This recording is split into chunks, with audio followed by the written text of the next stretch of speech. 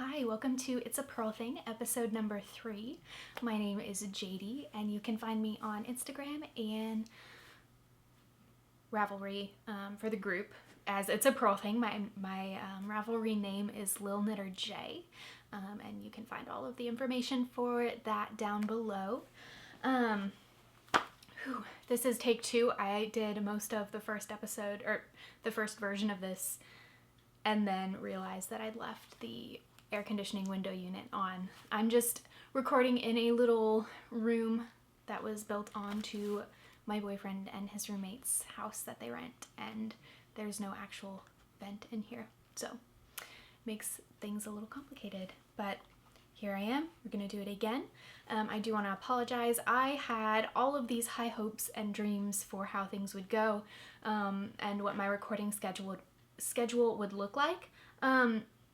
The problem is, last week my boyfriend had to completely wipe his computer and start again because he had a lot of stuff on there anyways, but also when we started using iMovie and his computer were making several copies of the video. I don't know if anyone else has run into this problem, but there were like 3 and 4 versions of each video on his computer, and it just wasn't leaving us any room to work with to edit new episodes. So that's fixed, and we are moving on. Someone is about to walk in the door. I hope you can't hear them, but if you do, I'm sorry. All right, so I will jump into the first thing that I have finished in the 3 weeks since I have recorded. This is the Elf Baby Hat by Weldon. And it's on Ella Rae Lace Merino in US size 2 needles. And this is knit out of the same yarn that I knit a baby sweater out of, the Flax Light. And this is the amount of yarn that I have left. So I'm hoping to do a pair of baby booties with this as the contrast color for things like, what is the word I'm thinking of? The laces, like a little bootie with laces to hold it on, keep it on the baby's foot. So yeah, I really love this pattern. This is the second time I've knit it, and it is a paid for pattern. In the pattern you get 3 different choices for the brim stitch pattern, and this is by far my favorite and the only one I've used. And I definitely plan on making more of these. It was something that I really could justify purchasing because I liked the pattern so much. It's the perfect little baby shower gift. So there is that. And as anticipated last week, I did finish my pair of baby mitten socks. Here they are. This is the second one with the ends not woven in, obviously. And these are knit out of leftover Regia on US 1.5s. And as soon as I finished them, I cast another one on, and I am having major second sock syndrome with these, just because they're small and I don't like knitting heels. And so when there's just so few number of stitches and not that much that needs to be knit in terms of knitting the cuff, it just gets you right to that heel right away, and I don't like doing it. This is my first Regia, and I threw the ball band in another bag, so I can't tell you what colorway it is, but I love these tiny little skeins. I don't know if I'll make some more pairs out of this or just throw this in my Cozy Memories blanket and make some mini skeins. We'll see. But I really like this color, and I think it is really perfectly gender neutral, honestly. Because yeah, it does have pink, but who cares? Truly. This is in a little bag. I got 3 of these at Target in their dollar section for $3, and they all came in one little package, so they're perfect. My ideal project bag price. Okay, that was one sort of hoe. I do have 2 more. This is one that you saw last week, and this is made using the Blueberry Waffle Socks pattern by Sandy Turner. And this is again on Ella Rae Lace Merino, and this is the DK version of that yarn. So I finished the first leg warmer that I'm making, and I cast on the 2nd, and it is going really quickly. I got a job and have been working for the past 2 weeks, which is wonderful. And part of my job allows me to sit for a little while, and I've just been cruising along on these this week. If I don't finish these today, I'll finish them in the next couple of days. I'm excited. And I will have a good chunk left over. And honestly, I think I might just do a baby hat and send it to the girl that these are for. My friend, she is getting married very soon, and she's getting married. Why not send her a baby hat? Not that I'm making any assumptions, but I'm gonna do it anyways. She'll appreciate it. She won't think it's weird. So yeah, these are on US 3s, and part of the reason I am hurrying to finish them is I want to knit the hat for my boyfriend on these, and I only have one pair of US 3s. These are carbons, by the way. I don't love carbons. I don't know if I've talked about this before, but I always find the join between the carbon fiber and I think these are nickel tips to be really pronounced, and I just don't like having to shove my yarn over the join. So that's okay. Eventually I'll probably get some highs or something, but these work for now. When it's not a fingering weight yarn, it's not quite as bad, so. I'm talking really fast, I'm sorry. Okay, I have just enough time to talk about my second hoe. And these, first of all, are a mess. You've not seen them before. They are the Agatha Socks by, let me see in my notes, NH Knits. I saw them first on the Yarn Harlots blog. This is the only time I've wished I've had a sock blocker. It's just a really fun stitch pattern. And this is also on US 1.5s. And this is Cascade Heritage in gray. And these are Hedgehog Fibers sock minis. This one is Hush. And I don't know what the pink one is. I don't think I wrote it down. I did not. This heel is a Eye of Partridge heel, which is not in the pattern, but I love an Eye of Partridge heel and went for it. So yeah, this is what I knit the cuff and toe out of when I knit these socks for the adult size. And I was just afraid that I wouldn't have enough to make them as big as I wanted to if I didn't do a contrasting heel and toe. So the second one will be reversed and the heel will be purple and the toe will be pink. But really happy with them. I'm excited to finish them. I find that with my first sock or half of whatever project, I'm really excited just to see how it looks and to get it finished, but then the second one is always a slog for whatever reason.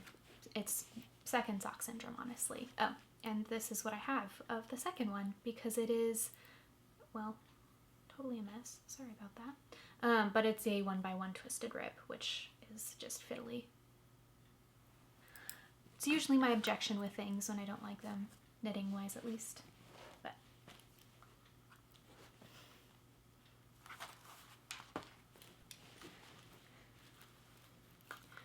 one more thing before I put these away. Well, A, this is in another one of those little Target bags, and B, I've been using this little notebook, kind of prompted by the Get Lit and Knit episode with the bullet journal. It really gave me the push I needed to start keeping track of my knitting, and that's what I've been doing. I was going to pull up. I'm not going to show you this because it is a paid for pattern, but I just kind of wrote in my Agatha Socks stitch pattern repeat thing. I wrote it out because I'm not supposed to have my phone on me at work. And I just kind of keep track of rows or whatever I need to in here. It's been really handy. I'm really grateful that I've started doing it. This little book is by Papaya Art, and I really love it because the first few pages are like a regular notebook, but then when you get to the little crease in the middle, the second half of the notebook, the pages are all perforated, so you can tear them out. That's just really handy for me.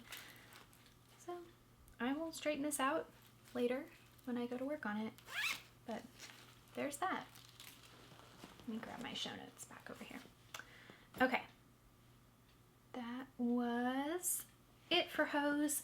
Now we can talk about the actual blueberry waffle socks that I was working on.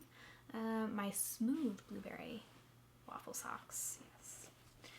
And last time I'd had about this much done, I believe, and then I tried them on one night and just was not happy with the fit. And so I completely frogged them and started over. So they were knit over 64 stitches, which is my standard stitch count on US 1.5s, which have been my go-to needle size lately.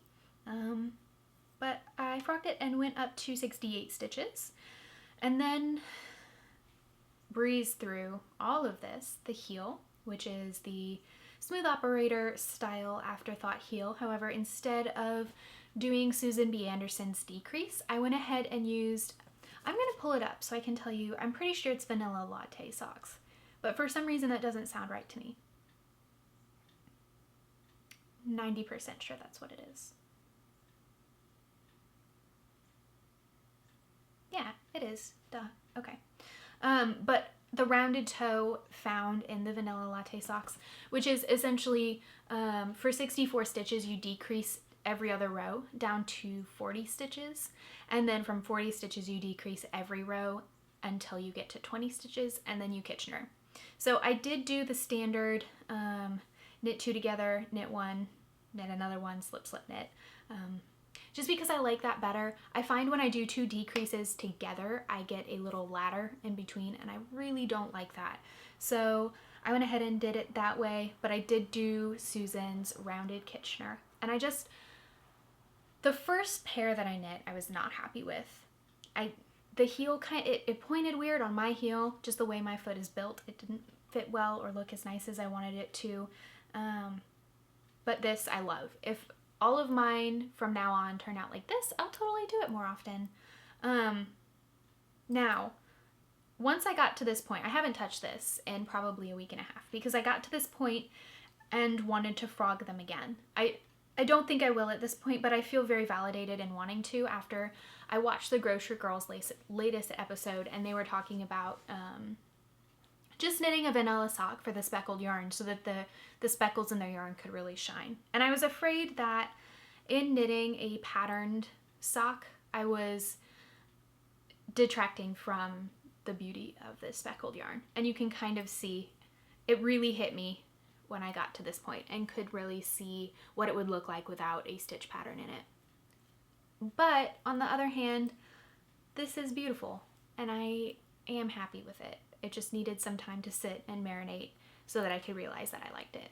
And I do, and I will keep going. So this is Hedgehog Fibers in Film Noir, and this is a Hedgehog Fibers sock mini in Poison. These are awkward. Okay, so that is those. In this bag, which is my Nomadic Yarn sock cube with my little otters, I have my Swiss Army knife that has my name on it. And it's pink, naturally, of course. I don't know why it's in there, but it is. So, those are going. Once I finish the Agatha socks, I'll get back to those probably. I'm not used to having more than one pair of socks on the needles, and I don't prefer it at all. So, the next thing I am working on is my Vivid blanket, which is another thing for the baby that's going to be born in December. Not my baby, my boyfriend's best friend's baby. They live in Canada. So I am knitting a bunch of warm things because I've had a lot of baby things that I've wanted to knit for a long time, but I haven't had people that were either A, knit worthy, or B, needed warm things. So I am knitting this out of Lut Gems on US 6s, and the last time you saw me, I was working on this square, and it just really needed the border. These are all little progress creepers that I made out of charms that I got at Hobby Lobby. When I get to my sweater, I'll show you I butchered another bigger like necklace charm to make that one, but most of them are just little ones I bought, and then I just threw little lobster claws on them. I'm stubborn, and I didn't want to... Not that I didn't want progress keepers made by someone else, but I didn't want to pay for shipping for something so tiny when I could just go to the store and make them myself. So that's what I did. So I finished that square. I did the second purple one and used up all my purple, which means that I did get 4 squares out of that skein. And that is not the original one that I finished. Here is the original one from the end of the skein. This is the amount of yarn that I had left. And then you'll see I immediately started working on these gray ones. So I did 1, 2, and 3. And let me check my time, sorry. With this gray one, this last one, I'd been measuring them as I went, and I knew that I wasn't going to have enough. I went for it, and I tried to completely finish it all the way, but I got to the end of the yarn and wasn't able to finish casting off. So I ripped back, and instead of doing a purl row and then casting off, I purled as I cast off. So there's not a huge difference. I really can barely tell when looking at them. And hopefully it won't make a difference when I'm trying to attach them all together, but it is what it is. I at least finished it and it's not very noticeable. So I did get four squares out of that skein as well, and hopefully that will be the norm. But I'm enjoying it. Ready for it to be done though. I want to move on to some other big projects.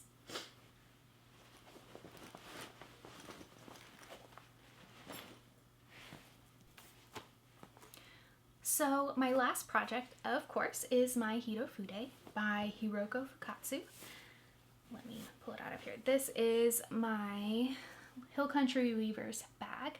Now, if you spend, I don't remember how much it is you have to spend. I believe you get one of these free with your purchase at Hill Country Weavers. I have never spent that much, but I went ahead and purchased one before I left. I think it was like $5. So it's quite nicely sized, enough to fit a sweater in. So this is my 4th skein still. There's that, Regia. So if you wanted to know the color of those socks, it is 341 for my first Regia. Now, this is knit on Flaggy Meadow Fiberworks. It is a Sereno, so Surrey alpaca and merino with bamboo. And it is their colorway Midnight. However, they don't make yarn anymore, as far as I can tell. I've looked around online to see if I could find them and couldn't find anything. But it's really wonderful. The yarn, I think it's from Soak. I don't know because I've not actually used Soak before, but it smells phenomenal. So yeah, this is my sweater. It's happening. I did not get that much done. I don't think you can see this far down, so I won't hold it against my front. But this is the progress I've made, and this is the progress keeper, I can't say that word today, I was talking about. And I just really wanted this cute little dangly thing, so I butchered a pendant and got it. So not too much. I'm about to start chart D, and after chart D I'll have one more chart E, and then the bind off, or the ribbing and then the bind off. But it's not been getting too much attention just because I want something more portable to take with me to work. And I find whatever I bring with me, people ooh and ah over, and then they want it. They want me to make them one. And of course, I know a lot of you will understand this. It's really hard when people want you to make them things because, first off, people don't fully understand the cost of good yarn.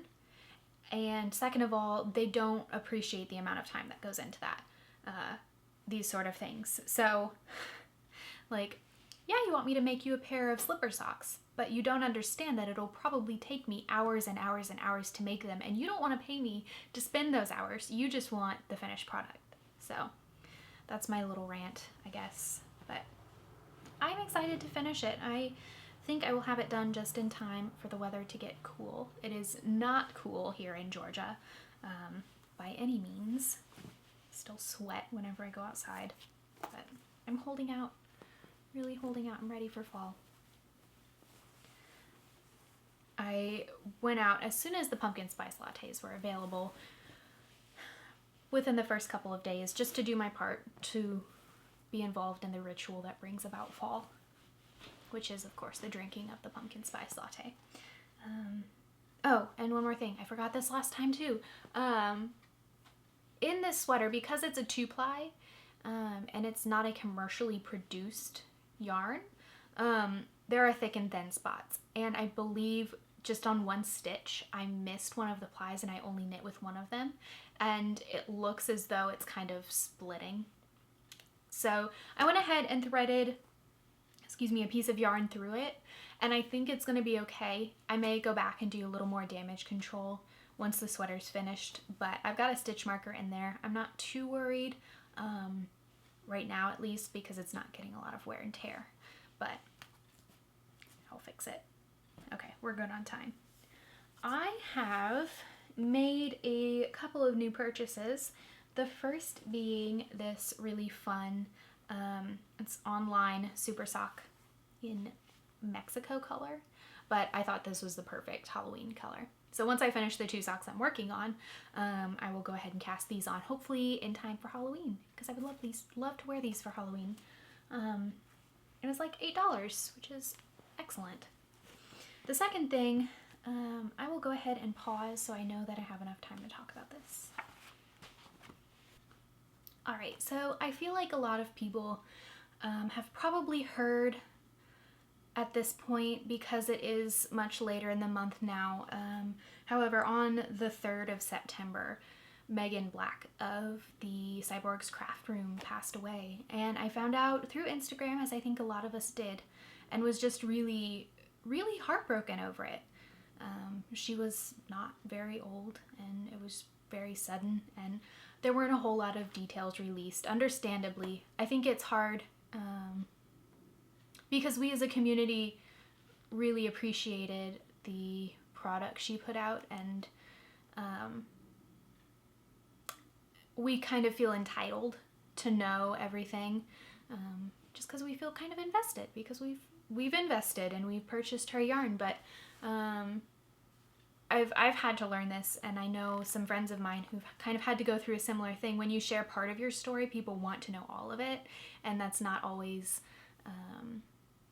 up to you. You're not entitled. We're not entitled. So I just wanted to share. I went online, and I had been planning, once I got a job, to purchase more of her yarn. I will insert a picture. She was my first indie dyer, the first person I ever purchased yarn from, who wasn't a big yarn producer. And I'll insert a picture of the shawl that I made with the yarn that I purchased here. I didn't bring it with me today, but it's beautiful. The yarn was really beautiful. It was in her colorway, Where Dreams Become Reality.